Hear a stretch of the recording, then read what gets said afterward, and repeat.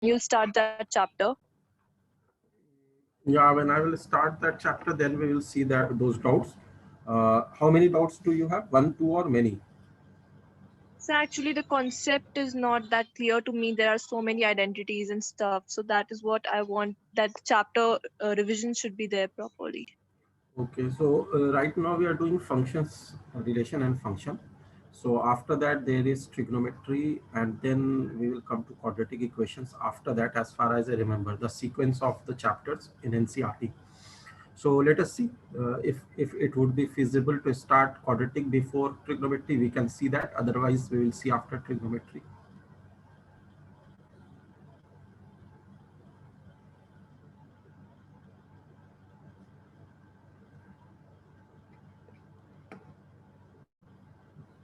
So is this the first lecture on this chapter, function? On yeah, on function, this is the first lecture. Earlier we were doing relations.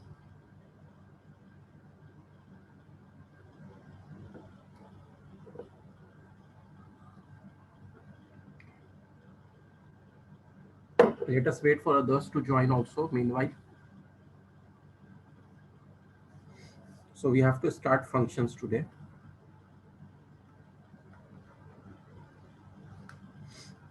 Basically, we all remember what relation was. From a non-empty set A to a non-empty set B, there is some relation.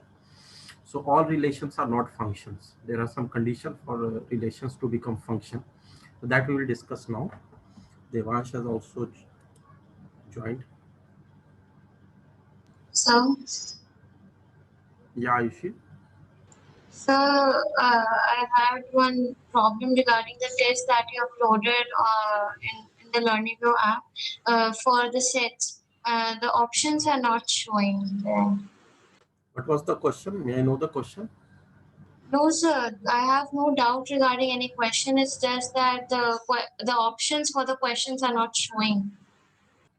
Okay, okay. So you can share this with the team, because I don't know in what form you have got the question paper. So you can share this problem with the concerned person. They will Yes. surely clear it.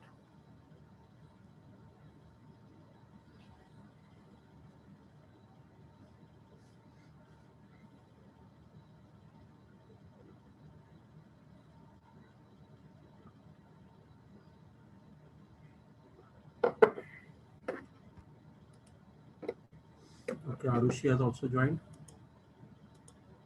So we have with us now Ayushi and Arushi and Devansh and Kaustubh and Samiksha. So we can start now. So basically,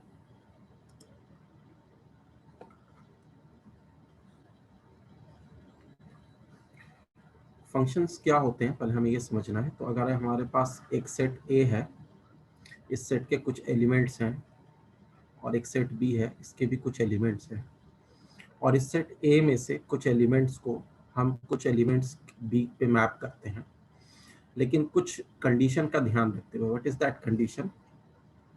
each and every element in set A has unique image in set B.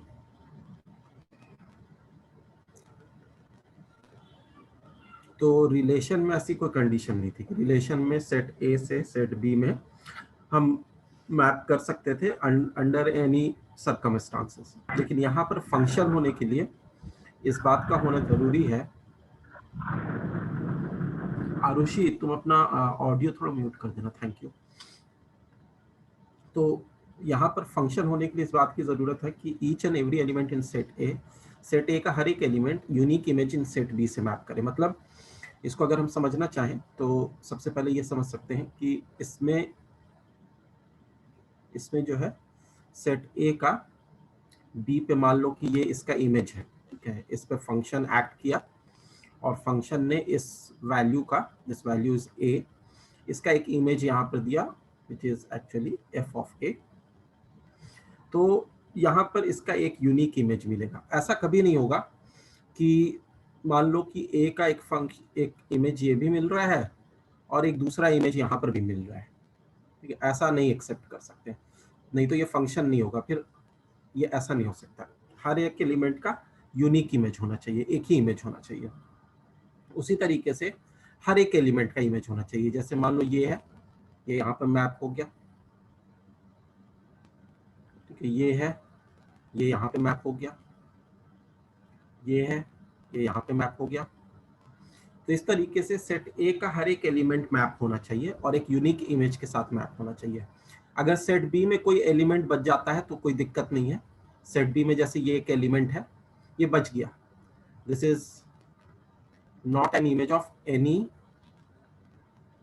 Not an image of any element in set ए, तो ये कोई दिक्कत वाली बात नहीं है। लेकिन हाँ, अगर मान लो सेट ए में कोई वैल्यू बच जाती जिसका कोई इमेज नहीं है तो हम उसको फंक्शन नहीं कहते हैं। तो ये अगर बच जाता है तो इसको फंक्शन नहीं कहेंगे। तो दो बात का ध्यान रखना है हम लोग को। पहले तो इस बात का ध्यान रखना है कि हर एक एलिमेंट का इमेज होना चाहिए सेट बी में, और दूसरे इस बात का ध्यान रखना है कि हर एक एलिमेंट का यूनिक इमेज होना चाहिए। तो each and every element in set A has unique image in set B. दूसरे लैंग्वेज में तुम ये कह सकते हो कि हर एक एलिमेंट का एक इमेज होगा, ना एक से ज्यादा होगा ना एक से कम होगा। एक से कम मतलब जीरो, जीरो इमेज भी नहीं होगा और एक से ज्यादा भी नहीं होगा। तो हर एक एलिमेंट का एक इमेज होगा। अगर इस तरह की सिचुएशन आती है, जैसे मान लो इस तरह की सिचुएशन, तो इट इज एक्सेप्टेबल। मान लो ये एलिमेंट है, इसका इमेज यहाँ पर है, और एक और एलिमेंट है, इसका इमेज भी यहाँ पर है, सेम में सेम, तो ये एक्सेप्टेबल है, ठीक है, क्योंकि बी सेट पे कोई कंडीशन नहीं है। बी सेट का जो है 2 प्री इमेज हो सकता है, 3 प्री इमेज हो सकता है। तो ए सेट से जब बी सेट में हम मैपिंग कर रहे हैं, जिस वाले सेट में मैपिंग कर रहे हैं उसमें अगर कुछ बच भी जाता है तो कोई दिक्कत नहीं है। उसमें 2-3 के सेम इमेज होते हैं तो भी कोई दिक्कत नहीं है। लेकिन सेट ए में ऐसा नहीं होना चाहिए। मतलब ऐसा नहीं कर सकते हम लोग कि सेट ए से जब मी में मैपिंग कर रहे हैं तो ये इस तरह से 2 इमेज दे दे, ऐसा नहीं कर सकते। दिस इज एग्जैक्टली रॉन्ग, ये नहीं एक्सेप्टेबल है, ये एक्सेप्टेबल है, ठीक है। तो हर एक एलिमेंट का इमेज होना चाहिए और हर एक एलिमेंट का यूनिक इमेज होना चाहिए। तो जैसे ये दूसरा वाला जो मैंने एग्जांपल दिखाया जिसपे मैंने क्रॉस किया है, एक एलिमेंट का 2 इमेज मिल रहा था, which can not be accepted as a function. ऊपर में 2 अलग इमेज का, 2 अलग प्री इमेज का एक इमेज मिलेगा, दैट इज ओके। वो डेफिनेशन को सही गलत नहीं कर रहा है, that is fine with the definition. तो ये बात पहले हमें समझनी है कि each and every element in set A has unique image in set B. इसका काफी इंपॉर्टेंट और एक बहुत आसान सा एग्जांपल रियल लाइफ में हम ऐसे देख सकते हैं। जैसे मान लो अगर हम रिलेशन लेते हैं, there is some relation called brother sister relation. तो ब्रदर सिस्टर रिलेशन अगर हम लेते हैं तो ब्रदर सिस्टर रिलेशन जो होता है वो फंक्शन नहीं होता है, it is not a function. ये रिलेशन है but it is not a function. Why it is not a function? Because हो सकता है कि एक ब्रदर के मोर देन 1 सिस्टर हो, और ये भी हो सकता है कि कुछ बॉय ऐसे हैं जिनकी कोई सिस्टर ना हो, तो ये फंक्शन नहीं हो सकता। लेकिन अगर हम चाइल्ड मदर रिलेशनशिप लेते हैं तो child mother relationship is a function, it is a type of relationship. Child mother is a function, this relationship is a function. Why this is a function? Because her children की, कोई भी person इस दुनिया में हो, her child की एक mother होती है और यूनिक होती है, ना एक से ज्यादा होती है ना एक से कम होती है। तो हर एलिमेंट का यूनिक इमेज तुम्हें मिल जाएगा। लेकिन ये हो सकता है कि 2-3 चिल्ड्रन की सेम मदर हो, that is not a problem, ठीक है। कई सारे एलिमेंट ए सेट में यूनिक बी सेट में मैप हो, इट इज ओके। लेकिन हाँ, एक चिल्ड्रन की मल्टीपल मदर नहीं हो सकती, तो that you have to keep in mind. So please note all of this. कोई डाउट है तो पूछ सकते हो।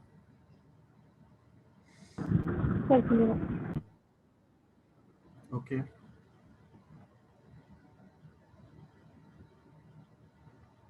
So here we are talking about a unique image in set B, but if the first case we'll see, then B in the B set, A first and second element has both the B image. या तो that is Sir, wrong ना, how इसलिए is मैंने it यहाँ पे unique? Cross कर दिया था। No, so तो the इसलिए तो first क्रॉस one on कर the दिया very था। left hand side. उसमें तो 2 अलग का सेम है ना। ये एलिमेंट का यूनिक इमेज तो है ही, ये जो एलिमेंट है इसका एक इमेज है, ये जो एलिमेंट है इसका एक इमेज है। हाँ, यहाँ पर हम इमेजेस लेते हैं और ए सेट में क्या होता है, प्री इमेजेस होता है। तो pre images can be multiple but images is unique.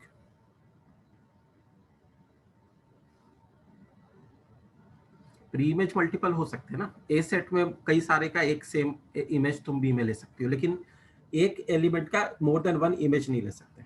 जैसे ब्रदर सिस्टर रिलेशनशिप जो है वो it is not a function, but child mother relationship is a function, क्योंकि हर चिल्ड्रन की एक यूनिक मदर होती है. ये हो सकता है कि मोर देन वन चाइल्ड हो, मतलब कई चिल्ड्रन की सेम मदर हो, that is okay, that is fine, लेकिन एक चाइल्ड की मोर देन वन मदर नहीं हो सकती. इस तरीके से मैपिंग अगर हो रही है, इस तरीके से मैपिंग हो रही है from A set to B set, then it is fine, no problem. लेकिन अगर तुम्हारी मैपिंग ऐसे हो रही है, then it is wrong from B, क्योंकि इसके डबल इमेजेस हो गए ना, इसके दो इमेजेस हो गए. प्री इमेज मल्टीपल हो सकते हैं, इमेजेस मल्टीपल नहीं हो सकते. इज दिस क्लियर समीक्षा? Yes, sir.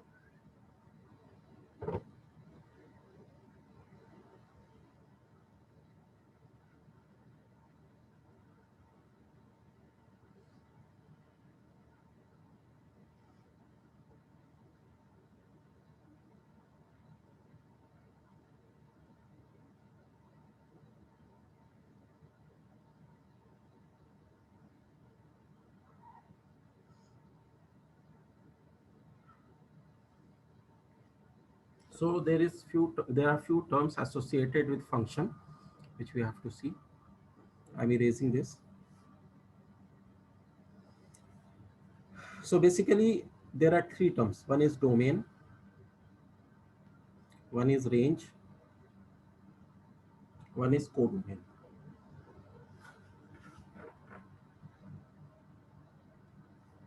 So domain is actually set A. जिस सेट से मैपिंग की जा रही है उसको हम डोमेन कहते हैं. Range is images of set ए. जो जो इमेज सेट ए के मिलेंगे उसको हम रेंज कहते हैं. And codomain is actually set B, क्योंकि सेट बी और इमेजेस ऑफ सेट ए हो सकता है अलग हो, क्योंकि जब भी हम मैपिंग कर रहे होते हैं किसी भी ए सेट से बी सेट पे मैपिंग कर रहे होते हैं, तो क्या होता है कि हो सकता है इसका ये इमेज मिल रहा हो, फिर इसका ये इमेज मिल रहा हो, इसका ये दोबारा से मिल रहा हो, इसका ये मिल रहा हो. यहाँ पर एक एलिमेंट जिसका कोई प्री इमेज नहीं है वो बच गया. तो यहाँ पर तुम ग्राफ से ये देख सकते हो, डायग्राम से, कि जो रेंज होगा वो ये सब होगा, ये सब रेंज होगा, because these are the images. This is range. ठीक है. और जो एक बच गया उसको भी अगर इंक्लूड कर लिया जाए, then it becomes codomain. Codomain is whole set B. तो अगर हम पूरा सेट बी ले लें तो दैट इज एक्चुअली कोडोमेन. तो रेंज जो है कोडोमेन का एक सबसेट की तरह होता है. कई बार इक्वल भी हो सकता है. तो range is actually subset of codomain.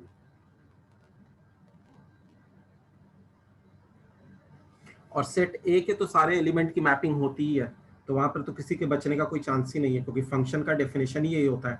तो एक फंक्शन का डोमेन जो है वो पूरा सेट ए होता है, क्योंकि सबकी मैपिंग होती है. So we are actually interested here in real functions and real valued functions. So we will study real functions. Real functions वो फंक्शंस होते हैं जिनका डोमेन जो है रियल में से ही कुछ हो, इमेजिनरी नहीं होगा. एंड रियल वैल्यूड फंक्शंस जिसका रेंज भी रियल हो. तो domain and range both is a subset of real numbers. So domain is also a subset of real number and range is also subset of real number.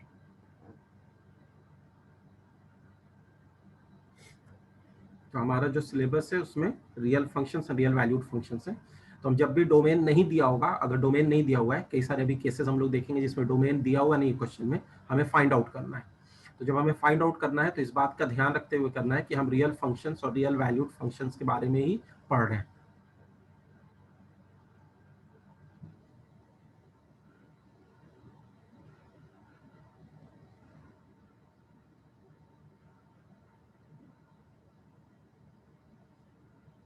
So please note this down.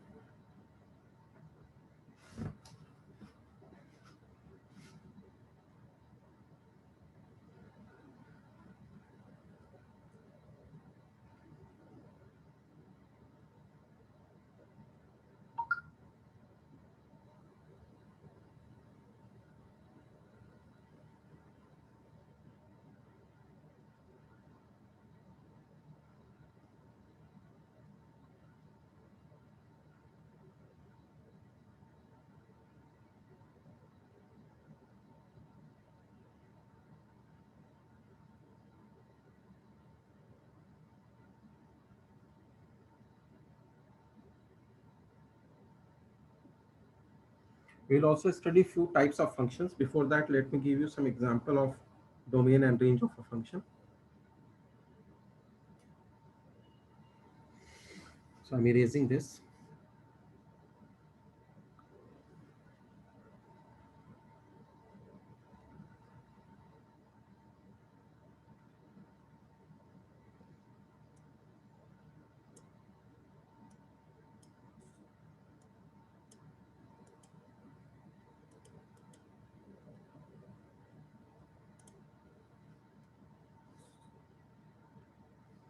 तो एक example simple सा पहले लेते हैं कि हमारे पास y is equal to square root of x एक फंक्शन दिया हुआ है, और we can also say that f of x is the square root of x.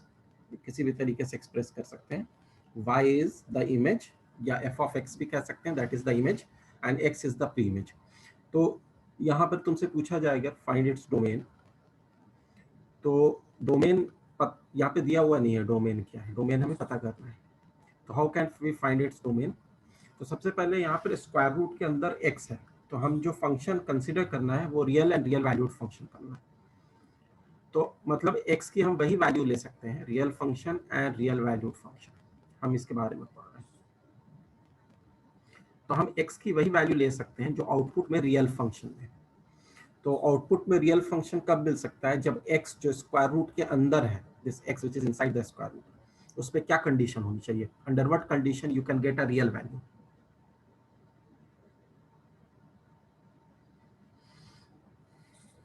Can anyone tell? So basically, it should belong to a real अगर हम number. Real number, all real number, or some subset of real number? Some subset. Because which subset is that? Because जब तुम इसमें x की कुछ value लेती हो, मान लो तुमने -2 ले लिया, तो इसका It should मतलब क्या not हो be गया? y is negative. equal to root of, it should not be negative. Correct समीक्षा. तो y should not, x should not be negative. Why it is not negative? क्योंकि मान लो हम x को -2 ले लेते हैं, एक निगेटिव नंबर यहाँ पे ले लेते हैं, तो y is equal to root over -2 हो गया. अगर हम दोनों जगह स्क्वायरिंग करेंगे तो y square will be equal to -2 हो जाएगा. अब ये पॉसिबल नहीं है, not possible for any real y, क्योंकि किसी भी रियल y को जब तुम स्क्वायर करते हो तो वो कभी भी निगेटिव नहीं हो सकता, या तो वो पॉजिटिव रहेगा या तो जीरो रहेगा. स्क्वायर करने के बाद चाहे निगेटिव का स्क्वायर करो या पॉजिटिव का स्क्वायर करो, हमेशा पॉजिटिव ही मिलता है. तो not possible for any real y. तो किसी भी रियल y के लिए ये पॉसिबल नहीं है. इसीलिए यहाँ पर y square is equal to -2 अगर हम ले रहे हैं तो that is not possible for any real y. इसलिए y इज इक्वल टू यहाँ पर स्क्वायर रूट ऑफ -2 हम नहीं ले सकते, यानी हम कोई भी निगेटिव नंबर नहीं ले सकते. तो x should not be negative real number. It should not be negative real number. In that case, the value of x that we can take is only greater than equal to 0. तो जब हम इसका domain लिखेंगे तो इस बात को mention करेंगे कि x belongs to 0 to infinity. 0 is included, but the value before 0, जो लेफ्ट साइड ऑफ 0 में जो निगेटिव वैल्यूज है उसको इंक्लूड नहीं कर सकते हम लोग. तो this is the domain of this function. तो इस तरीके से हम डोमेन देखते हैं. रेंज क्या होता है? Range is also output. जो आउटपुट आ रहा है वो हमारा रेंज होता है. तो जब हम रेंज इसका निकालना चाहेंगे तो रेंज के केस में आउटपुट क्या आ रहा है? तो रूट ओवर x, जैसे x को 0 से लेना शुरू किया अगर हम, तो 0 का रूट 0, फिर उसके बाद की वैल्यूज पुट करेंगे तो स्क्वायर रूट करके उसके बाद की वैल्यूज आएंगी. तो ध्यान से अगर देखें और सोचें तो हम विजुअलाइज कर सकते हैं कि रेंज जो है, जो कि y की वैल्यू है, दैट बिलोंग्स टू 0, इन्फिनिटी. वो भी 0 या 0 से बड़ा होगा, क्योंकि स्क्वायर रूट के आगे कुछ नहीं लिखा हुआ है, मतलब प्लस है. ठीक है, ये समझ लो कि यहाँ पर आगे में स्क्वायर रूट ऑफ x के आगे कुछ नहीं है, मतलब प्लस है, माइनस नहीं है. तो इसलिए y की वैल्यू 0 से इन्फिनिटी होगी. और कोडोमेन अगर कुछ नहीं दिया होता है तो उसको हम पूरा रियल नंबर ले लेते हैं. तो कोडोमेन पूरा रियल ले सकते हैं, चाहे उसमें निगेटिव आए चाहे उसमें पॉजिटिव आए. निगेटिव वाला को कोई प्री इमेज नहीं होगा, पॉजिटिव वाले का प्री इमेज होगा, लेकिन पूरा सेट ऑफ रियल नंबर ले सकते हैं. अगर दिया हुआ है फंक्शन में, मान लो कि कोई फंक्शन दिया हुआ है ऐसे f(a)(b), तो फिर इस फंक्शन में ऑलरेडी डोमेन और कोडोमेन मेंशन है. इस तरह का कोई क्वेश्चन अगर दिया हो, जैसे f(a)(b) इस तरह से लिखा हुआ है, तो इसका मतलब है कि this a is the domain and b is the codomain. लेकिन इस वाले क्वेश्चन में ऐसा कुछ मेंशन नहीं था, तो डोमेन हमें निकालना पड़ा और कोडोमेन हम रियल नंबर ले सकते हैं अगर कोडोमेन नहीं दिया हुआ है तो। Please note all of this.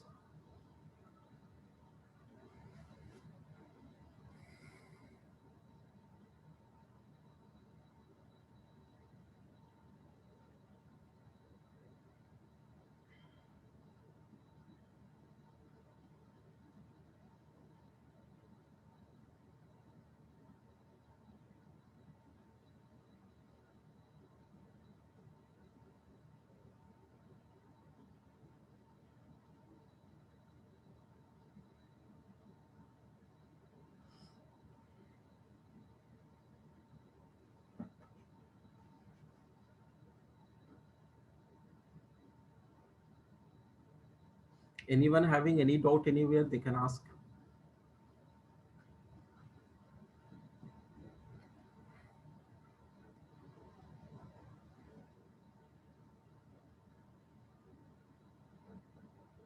So why codomain is all real numbers? It is a convention because we take the greatest set which is possible. So greatest set is the set of all real numbers.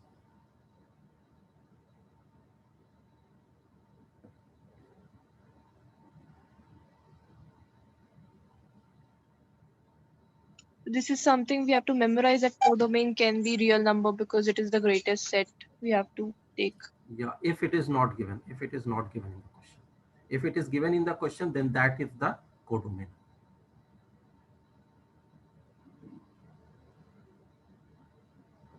Okay, sir.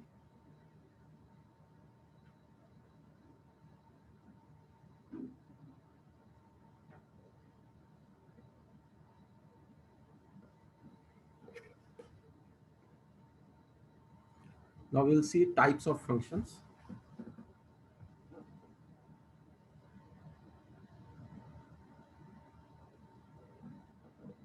I am erasing this. So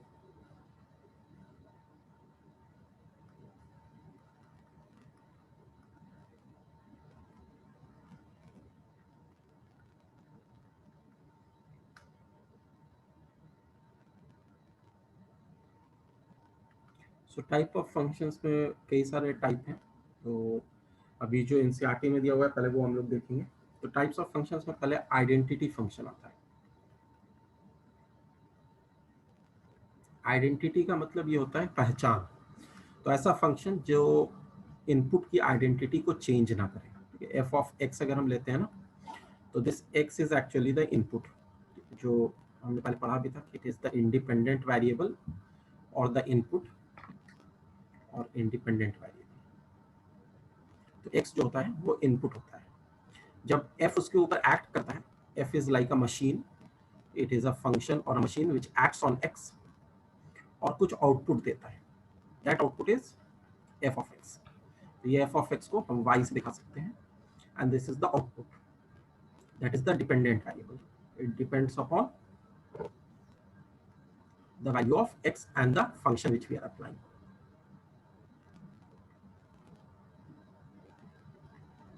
So identity function में के बारे में जब हम पढ़ते हैं तो ये किस तरह का फंक्शन को हम आइडेंटिटी फंक्शन कहते हैं। तो अगर हम y is equal to x ले रहे हैं तो मतलब फंक्शन ऑफ x को क्या ले रहे हैं, x ले रहे हैं। तो इसका मतलब क्या हुआ कि जो हमारा इनपुट गया उसको फंक्शन ने उसके ऊपर एक्ट किया लेकिन उसको चेंज नहीं किया, उसको सेम रखा, x का x ही दे दिया। तो output is also x, input is also x। That function is called identity function. So the function here is called identity function. ये फंक्शन कैसा फंक्शन हो गया, this is an identity function, क्योंकि ये identity को change नहीं कर रहा है। अब इसका हम जब ग्राफ बनाते हैं तो we don't have to do much of thinking, बहुत आसानी से इसका ग्राफ बन सकता है। So how do we make its graph? Let us draw. This is x axis, this is y axis. तो आइडेंटिटी का फंक्शन का मतलब ये कि जो इनपुट है आउटपुट है, तो 0 पे 0 मिलेगा और अगर हम 1 दें तो उसका आउटपुट भी 1 मिलेगा। This is the point. अगर 2 दें तो उसका आउटपुट भी 2 मिलेगा। -1 दें तो उसका आउटपुट भी -1 मिलेगा। -2 दें तो उसका आउटपुट भी -2 ही मिलेगा। तो इस तरीके से हम जो है इनपुट और आउटपुट ले सकते हैं। तो this is an identity function की लाइन, जिसे is called y is equal to x। पढ़ा भी होगा, इस तरह की लाइन होती है जो 45 डिग्री एंगल बनाएगी with the x axis as well as y axis, एकदम सिमेट्रिकल होगी। तो जो x की वैल्यू है वही y की वैल्यू होगी। तो this is called y is equal to x और f of x is equal to x।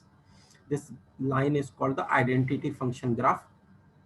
तो इसका अगर हम डोमेन देखें, डोमेन मतलब कि कौन सी वैल्यू एक्सेप्टेबल है x की, तो अगर डोमेन इसका पता करना चाहें तो domain is minus infinity to infinity, x can be any real number, सबका आउटपुट मिलेगा रियल ही। और रेंज अगर देखें तो as you can see from the graph y की वैल्यू भी कोई भी रियल नंबर हो सकती है, y belong to real number. और बाकी कोडोमेन तो हमारा फिक्स ही, अगर क्वेश्चन में नहीं दिया हुआ है तो कोडोमेन इज ऑल्सो रियल। तो यहाँ पे कोडोमेन और रेंज दोनों बराबर हो गए। तो ऐसा भी हो सकता है कि पूरा का पूरा कोडोमेन रेंज के द्वारा कवर हो जाए, ये सारी वैल्यूज आउटपुट में आ रही हो। So just note this down.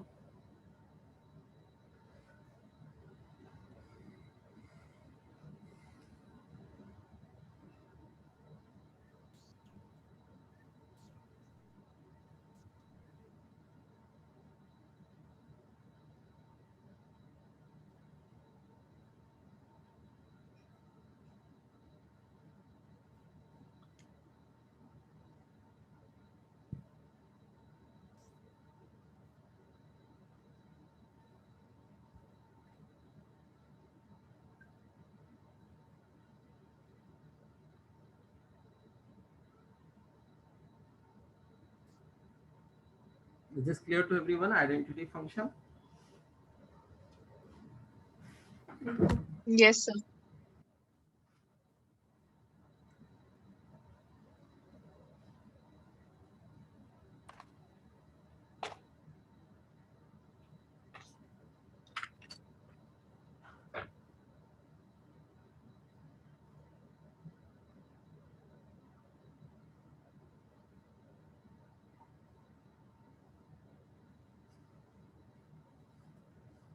So I'm erasing this now. We'll come to second type of function, which is called constant function.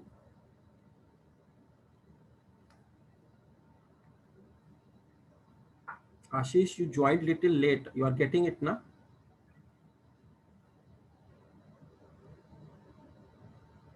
आशीष, आवाज आ रही है मेरी? Yes, sir. Yes, sir. तो basically second is constant function.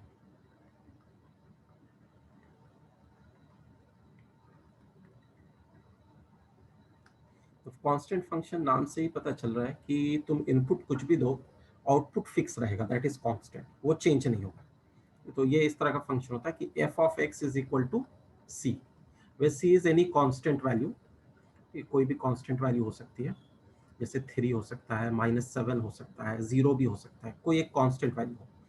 तो input तुम कुछ भी दे दो, output will always be constant. जैसे एक एग्जांपल अगर हम लेते हैं कि this is the y axis and this is the x axis,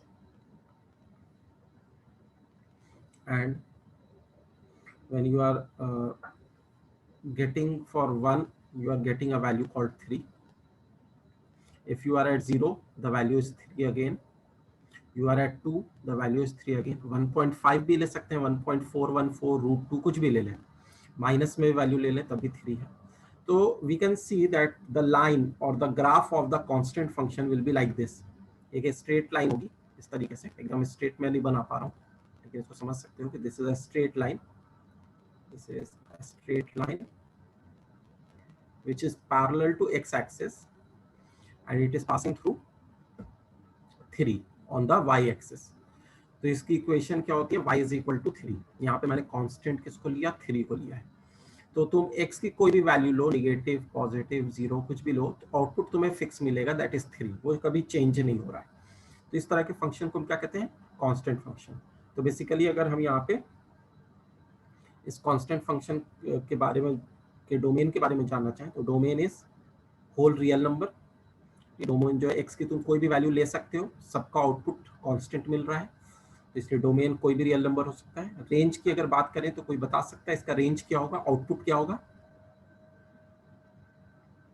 3. हाँ 3 होगा, मतलब फिक्स वैल्यू है। तो जैसे C general F x is equal to C अगर ले रहे हैं तो there is only one value C, output में बस यही मिलने वाला। और कोडोमेन तो होल रियल नंबर हम ले सकते हैं, अगर नहीं दिया हुआ है तो we can take whole real number. तो जैसे इस वाले एग्जांपल में हम देखें तो इस वाले एग्जांपल में जो रेंज है वो हमारा क्या है, y बिलोंग टू 3, बस एक ही आउटपुट है, चाहे इनपुट तुम कुछ भी ले लो, आउटपुट कांस्टेंट है, that is a constant value, that is 3। So this is called constant function.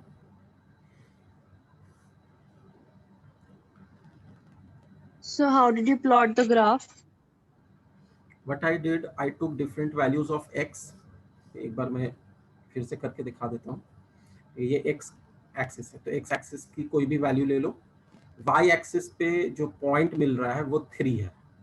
जैसे यहाँ पे मैंने एग्जांपल लिया है y इज इक्वल टू 3, वो 7 भी हो सकता था, -7 भी हो सकता था, 0 भी हो सकता था, कोई भी एक कांस्टेंट वैल्यू हो सकती थी। तो जब तुमने जैसे 0 लिया तो तुम्हें आउटपुट में क्या मिला, 3 मिला। अब जैसे तुमने 1 लिया तो भी 3 मिला, 2 लिया तो भी 3 मिला, -1 लिया तो भी 3 मिला। तो ये सारे पॉइंट्स को जब हम मिलाएंगे तो जो लाइन आएगी that is parallel to x axis at a distance 3 above the x axis. तो ये एक parallel to x axis line की इक्वेशन हो गई, y इज इक्वल टू 3। ठीक है, अगर कोई और कांस्टेंट है, मान लो कि -2 है, if you are talking about, तो हम एक्स एक्सिस के नीचे लाइन लेंगे which is parallel to the x axis and it is at a distance of -2, मतलब below the x axis at a distance 2, जिसको -2 कह सकते हैं। तो this is y is equal to -2। अगर y is equal to 0 line लेते तो x axis itself होता, x एक्सिस की इक्वेशन होती है y इज इक्वल टू 0। तो इस तरह से अगर कोई भी कांस्टेंट वैल्यू के ऊपर हम काम करें तो उस कांस्टेंट वैल्यू के लिए जो कांस्टेंट फंक्शन है वो हमेशा वही कांस्टेंट वैल्यू को एज अ रेंज देगा, वो एक वैल्यू को देगा। Is this clear? Okay, sir.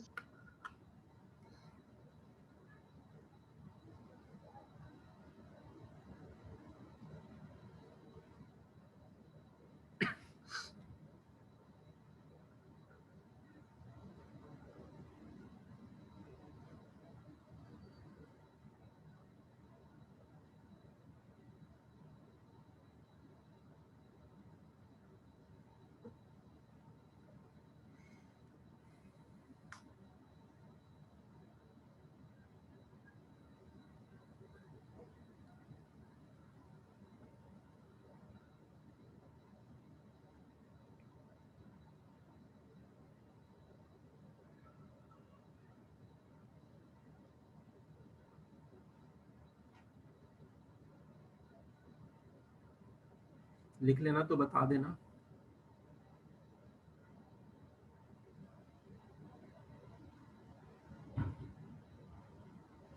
Yes, sir, done.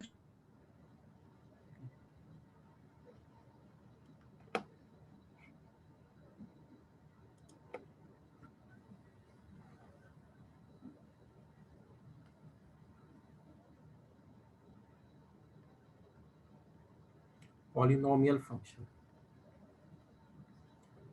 तो पॉलिनोमियल तुमने पढ़ा भी है पिछली क्लास में, 10th में पॉलिनोमियल चैप्टर भी था। तो पॉलिनोमियल किस तरह का फंक्शन होता है, एफ एक्स या जिसको y कहते हैं, वो होता है a0 plus a1x plus a2x square so on, we keep till the last term n x to the power n where n is not equal to 0। ये लास्ट टर्म का जो कोफिशिएंट है वो 0 नहीं होगा, कोई और कांस्टेंट हो सकता है। यहाँ पर a0 a1 a2 ये सारे कांस्टेंट्स हैं। तो n is called the degree of the polynomial, जो हाईएस्ट पावर होगी उसको डिग्री ऑफ पॉलिनोमियल कहते हैं। तो बेसिकली इसके जो भी ग्राफ बनेंगे वो हम देख सकते हैं, लेकिन अभी हम लोग सिंपल ग्राफ देखेंगे पॉलिनोमियल के।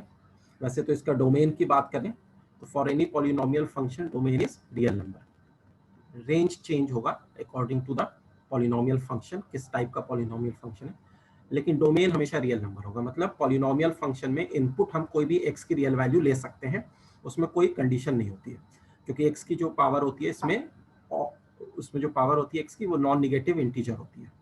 तो उस केस में हम कोई भी रियल वैल्यू ले लें, उसका आउटपुट हमें मिल के आएगा रियल नंबर में ही, ठीक है, कोई इमेजिनरी नंबर नहीं आएगा। तो इसलिए डोमेन पॉलिनोमियल फंक्शन का हमेशा हम रियल नंबर लेते हैं। और अगर हम एग्जाम्पल की बात करें तो सबसे सिंपल एग्जाम्पल दो तरह का है, एक है y equal to x square का एग्जाम्पल है, this is a polynomial function जो कि 2 डिग्री का है, और एक y equal to x cube का है। तो ये दोनों पर्टिकुलर केस के लिए हम लोग अभी ग्राफ ड्रॉ करेंगे, डोमेन रेंज देखेंगे। Before that I want you to try them. तो एक्स स्क्वायर का ग्राफ तुम कैसे बनाते हो थोड़ा ट्राई करो, वैल्यूज पुट कर करके आइडिया मिलेगा कि इसका ग्राफ कैसा बन रहा है। वैसे ही y equal to x cube का ग्राफ बनाना, जब एक बार ग्राफ बन जाएगा तो ये समझ में आ जाएगा कि डोमेन क्या है और रेंज क्या है। तो please try, I am giving you 5 minutes for this.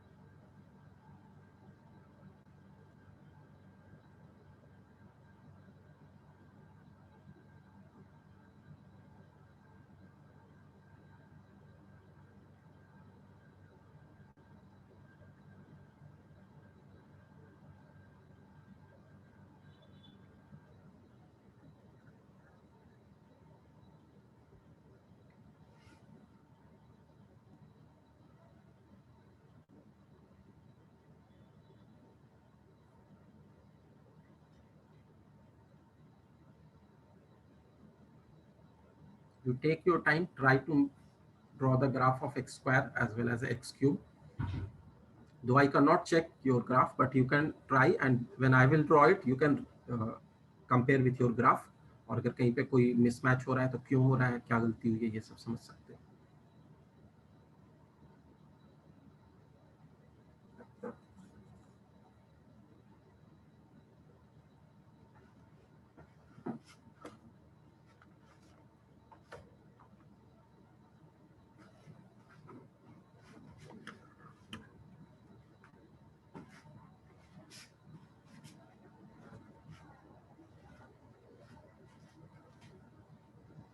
Sir, done.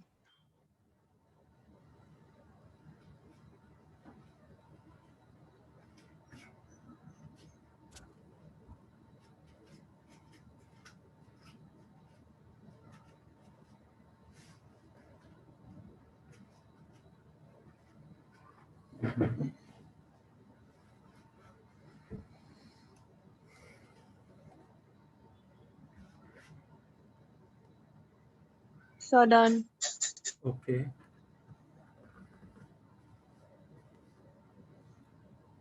तो सबसे पहले y equal to x square का ग्राफ देखते हैं।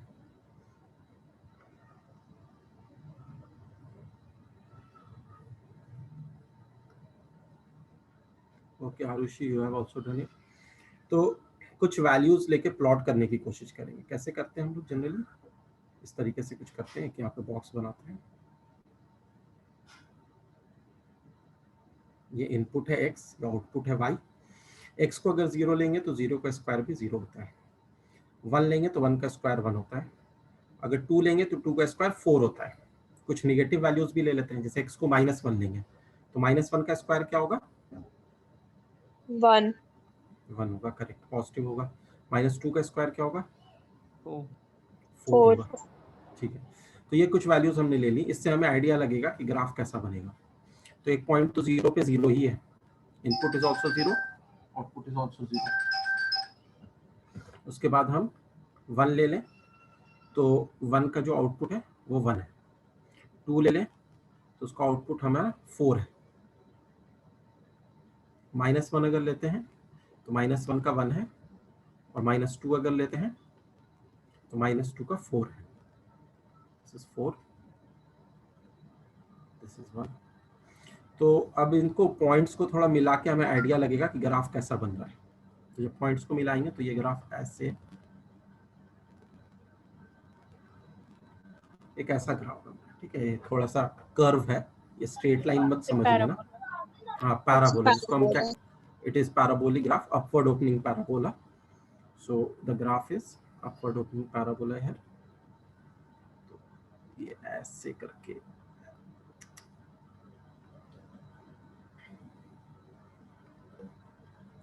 थोड़ा संभल के बनाना पड़ेगा, व्हाइट बोर्ड पे बनाना थोड़ा सा मुश्किल होता है। तो ये जो है अपवर्ड ओपनिंग पैराबोला हो गया।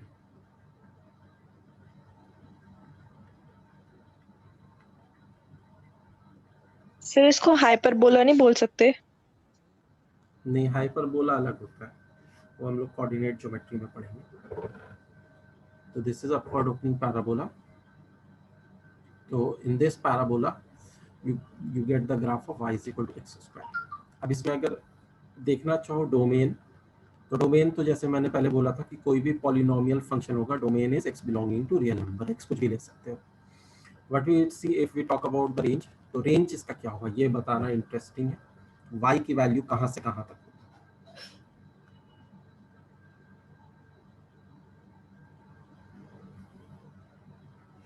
0 से इंफिनिटी। 0 से इंफिनिटी होगी, 0 इज इंक्लूडेड, निगेटिव वैल्यूज नहीं है, क्योंकि वी नो दैट कि जब भी हम स्क्वायर करेंगे तो हमें पॉजिटिव ही मिलने वाला है, या 0 के केस में 0 मिलने वाला है, निगेटिव कभी नहीं मिलने वाला। चाहे निगेटिव नंबर का भी स्क्वायर करें, जैसे अभी हमने देखा ना जो हम प्लॉट कर रहे थे, तो निगेटिव का स्क्वायर कर रहे हैं तो भी पॉजिटिव मिल रहा है, जहाँ पे भी निगेटिव, तो वैल्यूज हमेशा पॉजिटिव मिलेंगी। तो 0 to infinity and codomain is real, वो लिखने की जरूरत नहीं है, अगर नहीं दिया हुआ तो इट इज रियल। तो real numbers are its domain and range is 0 to infinity. अगर तुम्हारे पास ये बोला जाता है कि graph of y is equal to minus x square draw करना है, ठीक, मैं एक्स क्यूब में जाने से पहले एक और तुम्हें ग्राफ दे रहा हूँ, y is equal to minus x square, इसको भी ट्राई करो, फिर एक्स क्यूब में जाऊंगा मैं।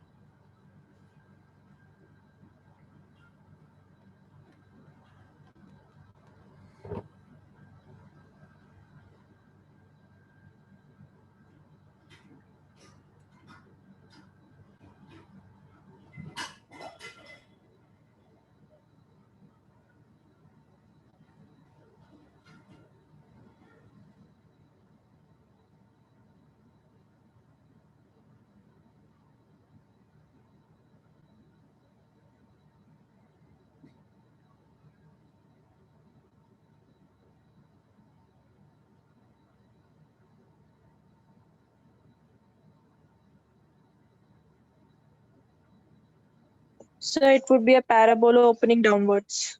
Yeah, downward opening parabola, correct.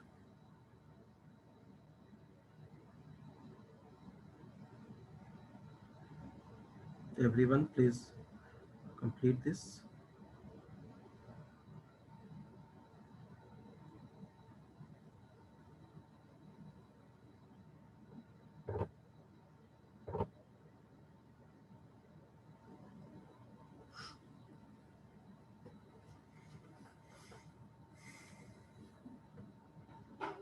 Yes Arushi, down facing parabola उसको नहीं बोलते, डाउनवर्ड ओपनिंग पैराबोला कहते हैं। तो if we draw the graph of y is equal to minus x square, तो वहां पर भी प्लॉटिंग करेंगे हम। तो एक्स स्क्वायर तो पॉजिटिव है, लेकिन जब आगे माइनस लगा हुआ है तो अपने आप वो वैल्यू निगेटिव हो जाएगी। तो y is equal to x square का तो ग्राफ अभी हमने देखा था, मैं ग्रीन कलर से दिखा रहा हूँ y is equal to minus x square का ग्राफ, ब्लू कलर से y is equal to x square का ग्राफ हमने देखा। तो अगर तुम इस तरह का देखना चाहो तो इस तरह का तुम्हें दिखेगा, एकदम इसी का mirror image about the x axis नीचे के डायरेक्शन में मिलेगा। तो this is the graph of y is equal to minus x square. मतलब जो भी वैल्यू मिल रही है हमें आउटपुट में, उसके आगे एक माइनस लगा देना है। जैसे 1 है तो 1 का स्क्वायर 1 होता है, लेकिन उसके आगे एक माइनस है तो माइनस 1 हो जाएगा। 2 का स्क्वायर 4 होता है, आगे माइनस है तो माइनस 4 हो जाएगा। वैसे माइनस 1 का स्क्वायर 1 है, लेकिन आगे माइनस लगा हुआ है तो माइनस 1 हो जाएगा। तो this is the graph of y is equal to minus x square, जिसको हम कहेंगे downward opening parabola.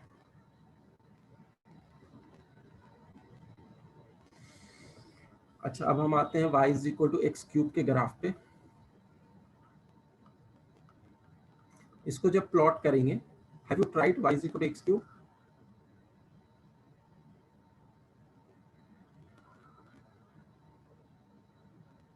Yes, sir. Okay, तो जैसे 0 लिया तो 0 का क्यूब तो 0 ही होता है, 1 लिया तो 1 का क्यूब 1 होता है, अगर 2 लेते हैं तो 2 का क्यूब 8 होता है, -1 लेंगे तो -1 का क्यूब क्या हो, कोई बता सकता है?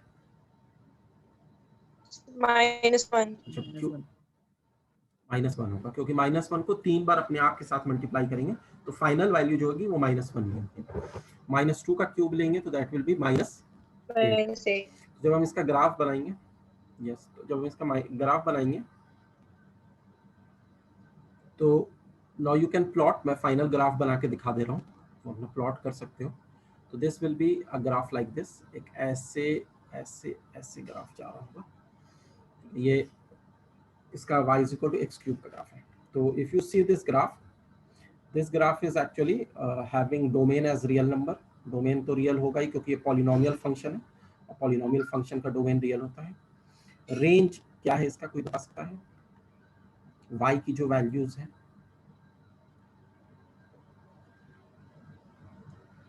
Sir, 0 to -infinity. 0 Sir, to all minus real infinity, numbers. Plus infinity भी, तो और real number, -infinity to +infinity सब कुछ मिलेगा, रियल नंबर कह रहे हैं या -इन्फिनिटी टू इन्फिनिटी सब कुछ होगा। तो ये इसका रेंज हो गया। तो जो भी कोडोमेन है वही रेंज भी है यहाँ पर। जैसे y is equal to -x² जब हमने देखा था, तो y is equal to -x² का अगर तुमसे रेंज पूछा जाता तो you would have told it is -infinity to 0, whereas range of y is equal to x² was 0 to infinity। तो वो पॉजिटिव नंबर्स को लिए हुआ था और 0 को, और y is equal to -x² negative numbers को लिया हुआ है और 0 को। तो 0 is common to both of them, लेकिन x² जो है वो x एक्सिस के अबव है और -x² जो है वो y x एक्सिस के नीचे है, इससे दोनों का जो रेंज है वो अलग हो गया। यहाँ पर -इन्फिनिटी टू +इन्फिनिटी है x क्यूब के केस में, तो whole real number. Sir, so this became an identity, y is equal to x cube. It is not an identity ना, आइडेंटिटी में क्या होता है कि जो इनपुट होता है वही आउटपुट होता है। यहाँ पे जब इनपुट तुम 2 ले रही हो तो आउटपुट क्या मिल रहा है, 8 मिल रहा है। It is not a straight line ना, it is a curve, that is why it is not an identity Yes. Function. 2 का 2 मिलता, -2 का -2 मिलता, तब आइडेंटिटी होती।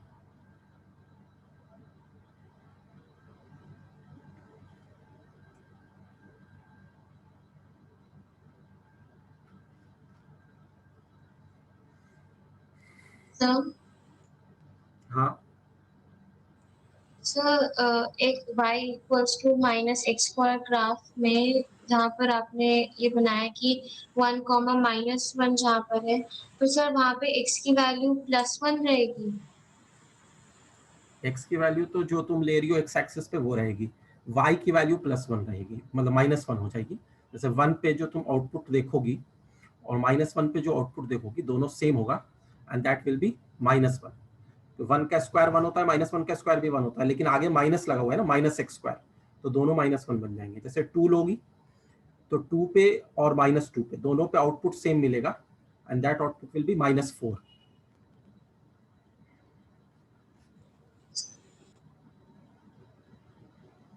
Is it clear Ayushi?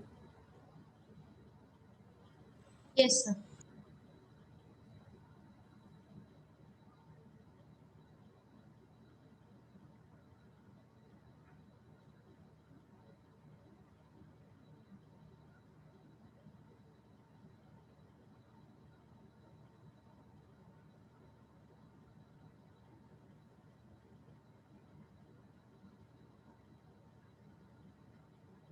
So just note this down.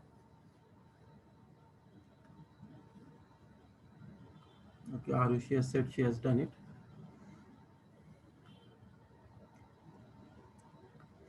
Next type of function is rational functions.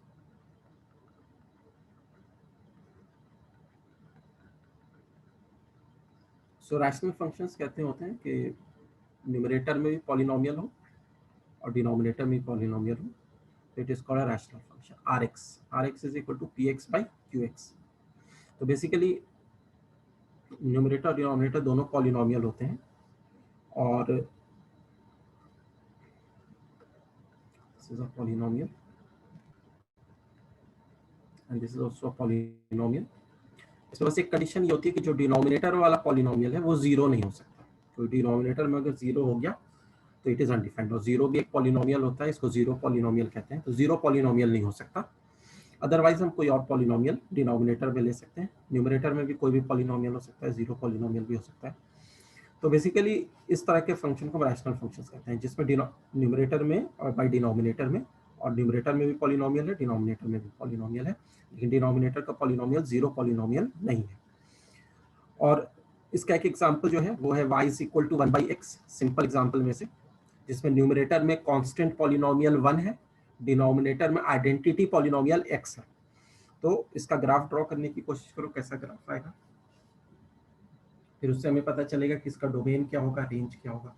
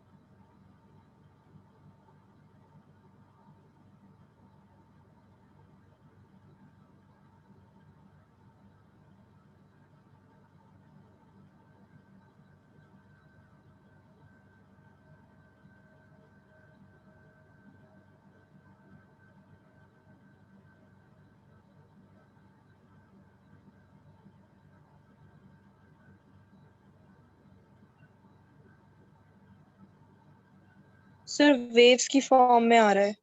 Wave की form में तो नहीं आना चाहिए, Yes, समय अभी चेक कर लेते हैं। Sir crest and trough.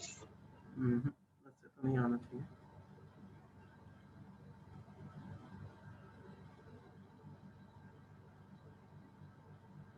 बता देता हूँ, अभी रुक जाओ।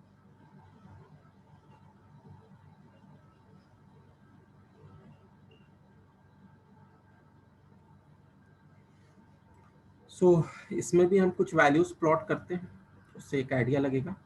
सबसे पहले तो जीरो एक्स को नहीं ले सकते, एक्स को जीरो लेंगे तो वाई विल बी अनडिफाइंड, और ये हमने ऊपर देख ही लिया कि डिनोमिनेटर में हम जीरो नहीं ले सकते।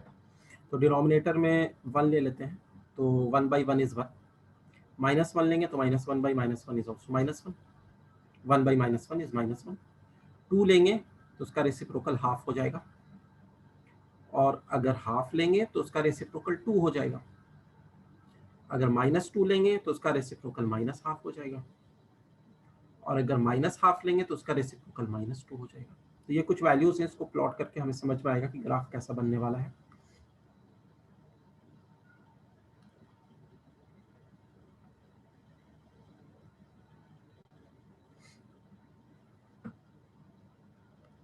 सो graph is y is equal to 1/x का 1 पे 1 मिल रहा है, ठीक है, 1 पे 1 मिल रहा है, ये पॉइंट आ रहा है।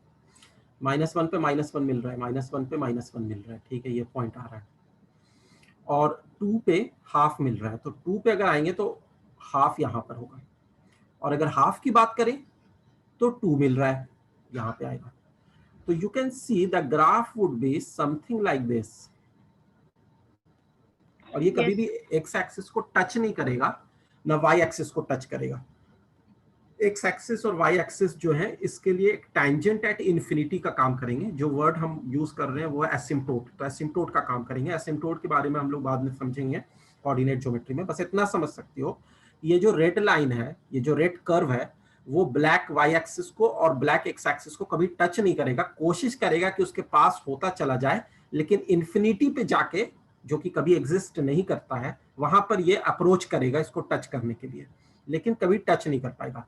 क्योंकि तुम x की कितनी भी छोटी वैल्यू ले लो, जीरो तो ले नहीं सकते, तो 0.00000001 ले लेते हैं, तो उसका रेसिप्रोकल 1 लाख हो जाएगा।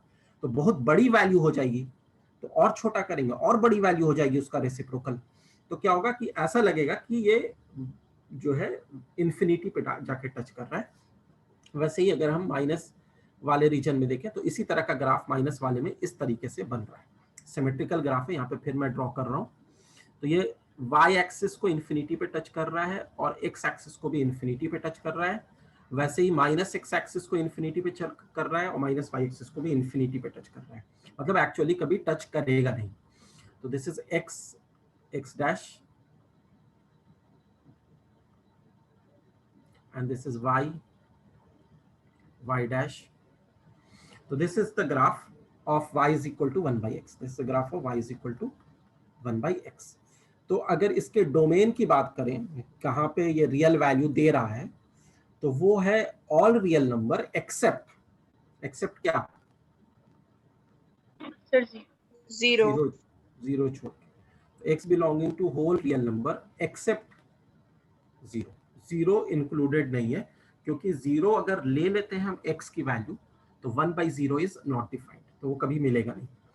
और वैसे ही अगर हम रेंज की बात करें तो रेंज में भी y कभी जीरो नहीं मिल सकता है, क्योंकि ये y x एक्सिस को कभी टच नहीं कर पाएगा। तो y is also real number except zero.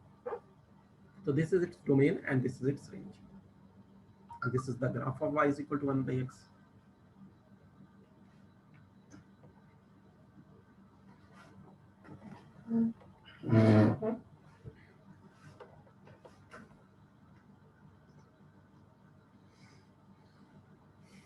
अभी और टाइप ऑफ फंक्शंस हमें पढ़ने हैं, लेकिन उससे पहले मैं देखता हूं कि जो अभी तक हमने फंक्शंस पढ़े हैं उस पे बेस्ड कुछ क्वेश्चंस करते हैं।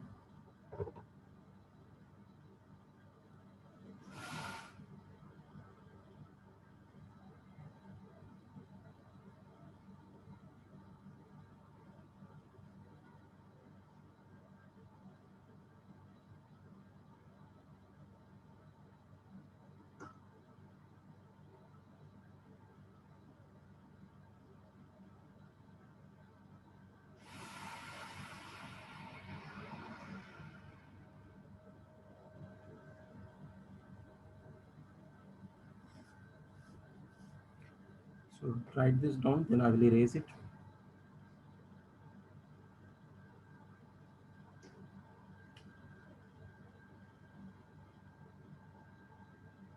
Yes sir.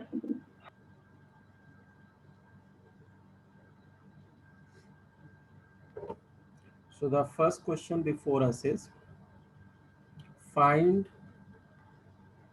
the domain and range of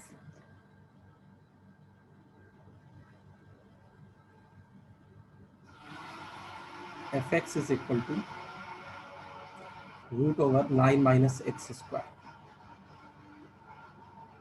ये फर्स्ट पार्ट है। सेकेंड पार्ट है fx is equal to root over, इसको f नहीं बोल देते हैं, इसको g बोल देते हैं।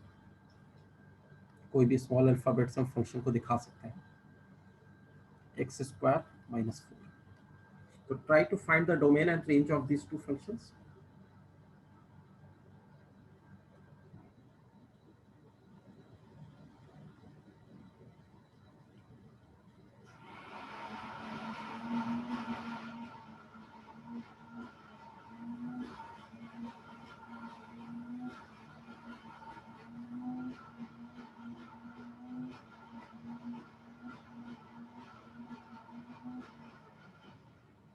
डोमेन का मतलब है कि x की values, what are the values of x which are acceptable for the function to be real value.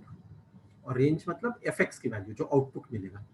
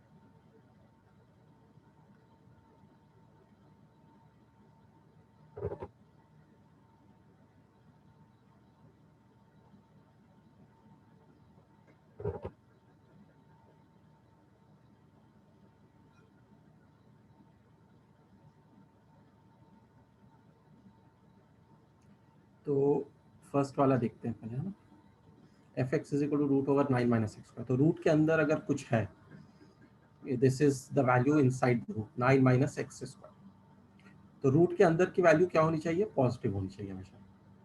तो 9 minus x square should always be greater then और इक्वल टू 0। नेगेटिव हम ले नहीं सकते, जीरो ले सकते हैं, ये जीरो से बड़ा ले सकते हैं। इसका मतलब क्या हो गया कि 9 is greater than equal to x square, या इसको हम ऐसे भी लिख सकते हैं कि x square is less than equal to 9। 9 greater than equal to x square कहें या x square less than equal to 9 कहें, बात एक ही है। Which means that x square is less than equal to 3 का स्क्वायर। ठीक है, तो एक्स स्क्वायर 3 का स्क्वायर मतलब 9 से छोटा है। तो एक रिजल्ट जान लो, इसको हम लोग बाद में पढ़ेंगे भी इसका एक्सप्लेनेशन, कि x square if less than A square है या लेस देन इक्वल टू है, तो उस केस में एक्स जो है वो ए और माइनस ए के बीच में लाई करता है। अगर एक्स स्क्वायर ए स्क्वायर से छोटा है तो एक्स की वैल्यू माइनस ए से ए के बीच में लाई करेगी ऑन द नंबर लाइन। जैसे यहाँ पर x square is less than equal to 3 square अगर है तो ये 0 है, ये 3 है, ये -3 है। तो जो हम x की वैल्यू ले सकते हैं वो -3 से लेके 3 तक ले सकते हैं, which means x lies between 3 and -3। इसके लिए ये जो x हमें मिला ये क्या हो गया, दिस इज द डोमेन। तो डोमेन अगर हम कहेंगे कि इस फंक्शन का डोमेन क्या है, तो विल से 0 +-1 +-2 +-3। नहीं, बीच के डेसिमल भी तो हो सकते हैं ना, इसलिए हम लोग इसको इंटरवल के फॉर्म में दिखाते हैं। सॉरी, इसको -3 से 3 लेते हैं। ठीक है, तुमने तो बस इंटीजर की बात की, जरूरी नहीं है कि इंटीजर हो, इंटीजर्स के बीच में डेसिमल भी आता है, रैशनल भी आता है, इरैशनल भी आता है। 1.414, 1.567, 1.98, इन्फिनाइट नंबर्स आर देयर। तो -3 से लेके 3 का इंटरवल लेंगे हम लोग, ठीक है, ना कि हम -3, -2, -1, 0, 1, 2, 3 ऐसे नहीं लिखेंगे। we will say that -3 to 3 all the values in between is the domain। अच्छा, अगर रेंज की बात करें तो जो आउटपुट है, तो तुम ये देख सकते हो कि यहाँ पर x 9 माइनस एक्स स्क्वायर जो है उसकी मैक्सिमम वैल्यू हमें तब मिलेगी, जब x को 0 लोगे, जिसको हम सब्ट्रैक्ट कर रहे हैं ना, x उसको 0 ले लो, तो इसकी मैक्सिमम वैल्यू मिलेगी, that is root over 9 minus 0, that is root over 9 which is 3। ये इसकी मैक्सिमम वैल्यू है। और इसकी मिनिमम वैल्यू अगर देखना चाहो, मिनिमम वैल्यू कब मिलेगी, तो जब x की वैल्यू 3 या -3 कुछ भी ले लो, +-3 जो इसका एक्सट्रीम वैल्यू है, तो उस केस में क्या मिलेगा, रूट ओवर 9 माइनस, चाहे +3 का स्क्वायर करो या -3 का स्क्वायर करो, 9 होगा, तो that will be root over 0, that will be 0। तो this is the minimum and maximum value. तो रेंज 0,3। हाँ, तो 0,3 पूरी वैल्यूज यहाँ से लेके यहाँ तक वो रेंज में हो जाएंगी, मिनिमम वैल्यू से लेके मैक्सिमम वैल्यू तक सारी वैल्यूज मिल जाएंगी। तो ये कंटिन्यूअस फंक्शन है, तो you will get all the values from 0 to 3। लेकिन इस क्वेश्चन को करने के लिए हमें क्या एक रिजल्ट याद रखना पड़ेगा, जो मैंने अभी दिखाया। This result is very important, that if x square is less than equal to A square, अगर एक्स स्क्वायर ए स्क्वायर से छोटा है तो x lies between a and minus a. This is a result which you have to remember. और इसको तुम समझ सकते हो आसानी से, ग्राफ नंबर लाइन पे देख सकते हैं।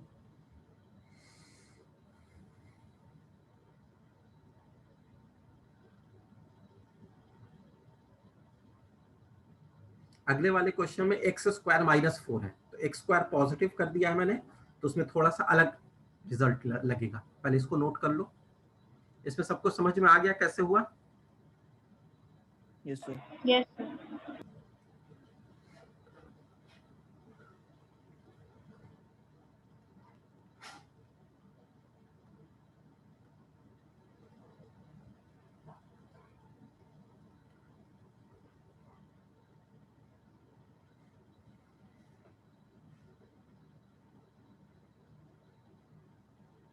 तो मैंने ये लिख दिया, मैक्सिमम वैल्यू कब मिलेगी, when x is equal to 0। तो y की जो वैल्यू मिलेगी मैक्सिमम 3 मिलेगी, और मिनिमम वैल्यू कब मिलेगी, when x is equal to +-3, then y की मिनिमम वैल्यू मिलेगी विच इज 0।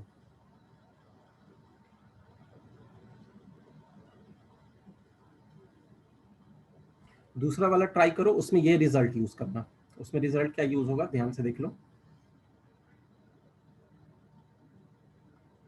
कि if we have X square greater than equal to A square, ठीक है, पिछले वाले में क्या था, X square less than equal to A square, तो इसका रिजल्ट ये होगा कि on the number line you can take X इधर greater than equal to A और you can take X less than equal to minus A.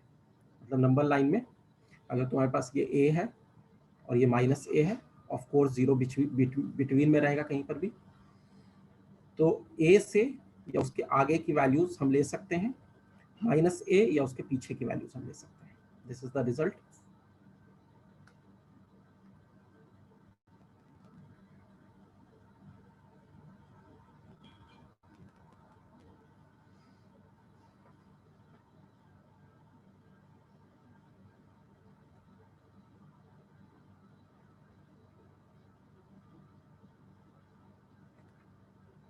So try second one. I am coming in a minute. So domain is minus infinity to minus 2 close bracket union 2 to infinity.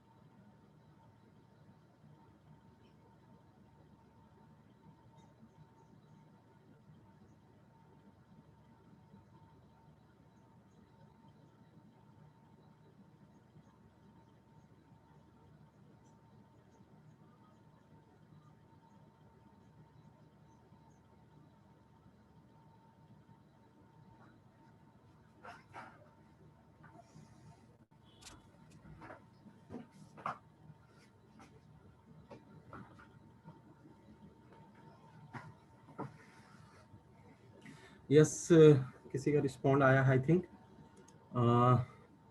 Domain is x less than equal to -2 और x greater than equal to 2, correct है आरुषि?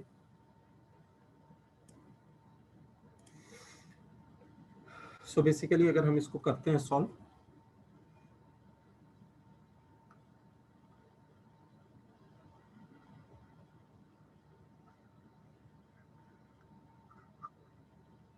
पूरा erase कर दे रहा हूँ, x² - 4 का under root है ना, gx is √x² - 4, range all real numbers, नहीं ऐसा नहीं है, ऑल रियल नंबर्स नहीं होंगे। तो when you will try to solve it, तो सबसे पहले जो रूट के अंदर है x² - 4 that has to be greater than equal to 0, इसका मतलब x² greater than equal to 4, इसका मतलब क्या हो गया, x² greater than equal to 2 का स्क्वायर, इसका मतलब ये हो गया जो अभी हमने रिजल्ट पढ़ा था, x² greater than equal to a square, से हम कह सकते हैं कि इधर x is less than equal to -2 और x is greater than equal to 2। तो नंबर लाइन में हम x की कौन सी वैल्यूज ले रहे हैं, 2 और -2 के बीच की वैल्यू को छोड़ के इधर की और इधर की, ये सारी वैल्यूज हम कंसिडर कर सकते हैं, 2 और -2 इज इंक्लूडेड। तो बेसिकली अगर हम ऐसा करेंगे तो हमारे पास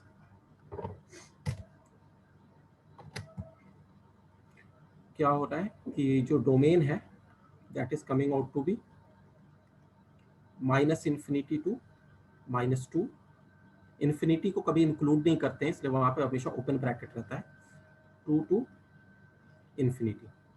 तो ये हमारा डोमेन हो गया। अब रेंज अगर निकालेंगे तो आउटपुट हमें क्या क्या मिल रहा है, तो आउटपुट जो मिल रहा है अगर हम मिनिमम वैल्यू देखें तो मिनिमम वैल्यू जो मिलेगी हमारी gx की, मिनिमम y जो हो सकता है वो तब मिलेगा when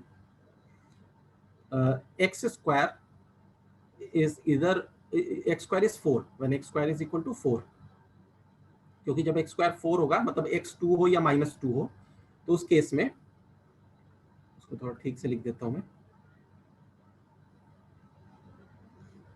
when x² is equal to 4 मतलब x2 भी ले सकते हैं -2 भी ले सकते हैं, ये दोनों एंड पॉइंट को ले सकते हैं, तो उसका स्क्वायर 4 होता है।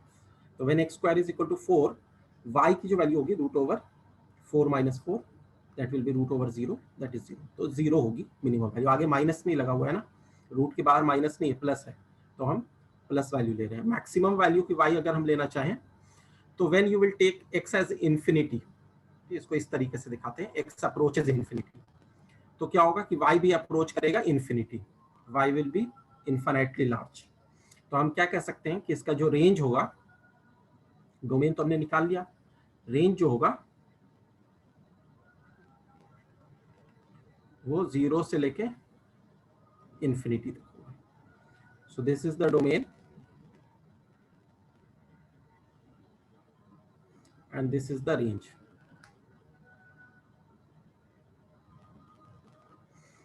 तो निगेटिव नंबर्स हम आउटपुट पे नहीं पा सकेंगे। अगर इन केस ऐसा कुछ दिया होता कि hx is a function which is √x² - 4 और आगे में माइनस लगा हुआ होता, रूट के बाहर मान लो माइनस लगा हुआ है, ठीक है, दिस इज -√x² - 4, ये है hx।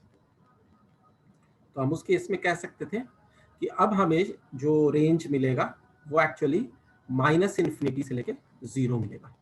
तो ये एक अलग क्वेश्चन हो जाता, x क्या अगर रूट के बाहर माइनस लगा हुआ होता तो जो भी वैल्यू मिलती वो निगेटिव वैल्यू मिलती, लेकिन रूट के अगर आगे प्लस लगा हुआ है तो जो भी वैल्यू मिलेगी वो पॉजिटिव मिलेगी।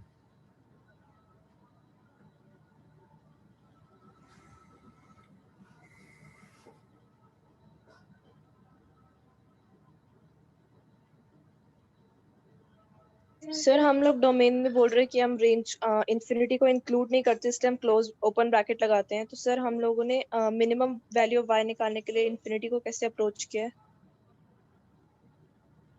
नहीं, हमने x को अप्रोच किया है इन्फिनिटी, तो y भी इन्फिनिटी बन गया, मतलब इन्फिनिटी का स्क्वायर -4 करोगे तो इन्फिनिटी होगा। और उस इन्फिनिटी को मैंने इंक्लूड कहाँ किया, उस इन्फिनिटी को तो ओपन ब्रैकेट ही तो रखा है ना यहाँ पे। रेंज में भी जो इन्फिनिटी आएगा उसको ओपन ब्रैकेट में रखेंगे। It is just a symbol. Infinity is a symbol to make you understand that it is a very, very large number which cannot be reached. So infinity is not a number, it is a symbol. तो symbol का use करके हम इसकी maximum value देखना चाह रहे हैं, तो दैट इज ऑल्सो इन्फिनिटी। तो वो इन्फिनिटी तक का लिमिट हो गया, where infinity is of course not included. Okay sir.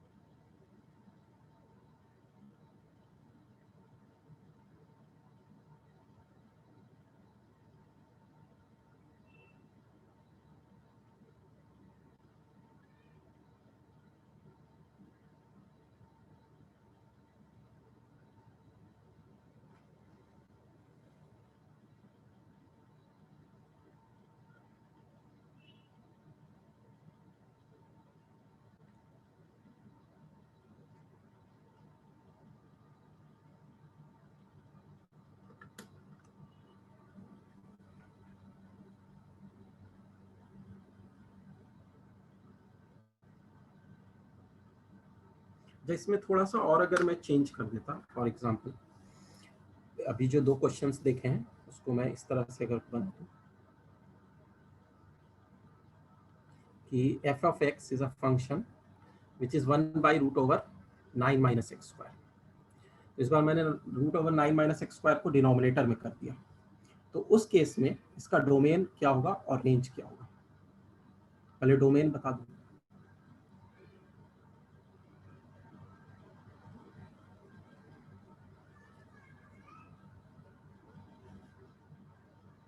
तो यहाँ पर जो डिनोमिनेटर में हमने डाला है, तो डिनोमिनेटर में डालने पे क्या हो जाएगा कि it can not B zero also. 9 minus x square जो है, पहले हम क्या कह रहे थे कि ये greater than equal to zero हो सकता है, लेकिन यहाँ पर सिंस 9 माइनस एक्स स्क्वायर का अंडर रूट डिनोमिनेटर में है, तो हम इक्वल टू जीरो नहीं ले सकते हैं, इक्वल टू जीरो हटाना x is not equal to plus minus 3। हाँ, तो मतलब इस केस में जब हमें इंटरवल मिलेगा कि x square is less then 9, इसका मतलब ये हो गया, तो इसका मतलब हो गया कि x बिलोंग्स टू -3 to 3, और यहाँ पे दोनों ओपन ब्रैकेट है, दोनों इंक्लूडेड नहीं है, -3 और 3 इंक्लूड नहीं किया जा सकता, तो दिस इज इट्स डोमेन। इस केस में डोमेन हमारा -3 से लेके 3 तक होगा, where -3 and 3 are not included. यहाँ पे जब रेंज निकालेंगे तो मिनिमम वैल्यू जब हम निकालना चाहेंगे तो वो हमें रेसिप्रोकल में मिल रहा है ना, तो जो रेसिप्रोकल की है वो मैक्सिमम वैल्यू कब होगी? मैक्सिमम वैल्यू तब होगी जब 1 by root over 9 होगा, when x is equal to 0। that is the value of y, that is 1 by root over 9, so this implies y is equal to 1 by 3, root over 9 3 होता है when x is equal to 0। और अगर maximum value निकालना चाहेंगे तो ये कब मिलेगा? जब डिनोमिनेटर में मिनिमम वैल्यू हो, और डिनोमिनेटर में मिनिमम वैल्यू कब मिल सकती है? when x approaches 9। हाँ, x square approaches 9, not x approaches 9, x square approaches 9, लेकिन exactly 9 नहीं हो सकता, तो उस केस में क्या होगा? y is 1 by square root of a number which is approaching 0, so the reciprocal of 0 is infinity, so y will become infinity। so in that case you have to take that range is actually 1 by 3, where 1 by 3 is included, to infinity where infinity is not included।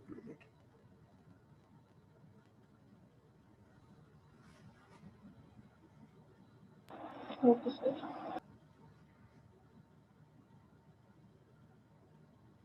Sir ये आपने इसकी maximum value approaches करके कैसे निकाली, एक बार दोबारा बता दो। क्योंकि हमें मैक्सिमम वैल्यू चाहिए, तो डिनोमिनेटर में जो टर्म होगा वो मिनिमम होना चाहिए, ये डिनोमिनेटर का टर्म मिनिमम होना चाहिए। ये मिनिमम कब होगा? जब 9 minus x square approaches 0, that is the minimum possibility. Exactly equal to 0 नहीं लिख सकते हैं, क्योंकि 0 के बराबर अगर कर देंगे तो फिर तो अनडिफाइन हो जाएगा पूरा फंक्शन, इसलिए अप्रोचेस 0 करेंगे, मतलब 9 इज अप्रोचिंग एक्स स्क्वायर, और we can say x square is approaching 9, मतलब 9 माइनस एक्स स्क्वायर 0 अप्रोच कर रहा है, मतलब root over 9 minus x square भी 0 ही अप्रोच करेगा। So when x square approaches 9, this the value inside the square root will approach 0, और 0 का स्क्वायर रूट 0 होता है, उसका रेसिप्रोकल करोगे तो इन्फिनिटी होता है, 0 का reciprocal is infinity. If something approaches 0 मतलब वो इनफिनिटेसिमली स्मॉल है, वेरी वेरी वेरी स्मॉल, तो उसका जब हम रेसिप्रोकल करेंगे तो that will be infinitesimally large, that is called infinity, infinitely large.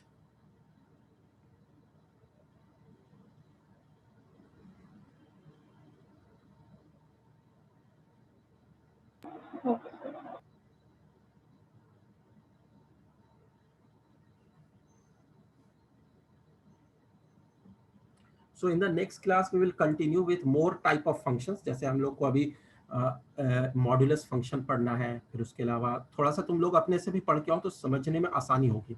Modulus function पढ़ लेना, एब्सोल्यूट वैल्यू फंक्शन जिसको कहते हैं, and then we have greatest integer function, fractional part function और दोस फंक्शंस. तो इसको तुम लोग एक बार रीडिंग करके आना, फिर परसों की क्लास में हम जब हम इसको करेंगे तो जल्दी समझ में आएगा, और फिर इसके क्वेश्चंस भी उस क्लास में करेंगे. सर एनसीईआरटी से पढ़ना है. हाँ, एनसीईआरटी से पढ़ना है, लेकिन क्वेश्चंस एनसीईआरटी और एग्जाम्पलर दोनों से करना. अगर आर डी शर्मा है तो उससे भी करना है.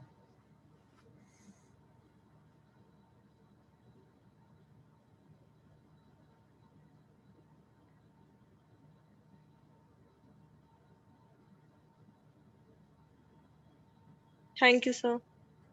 वेलकम. Thank you sir.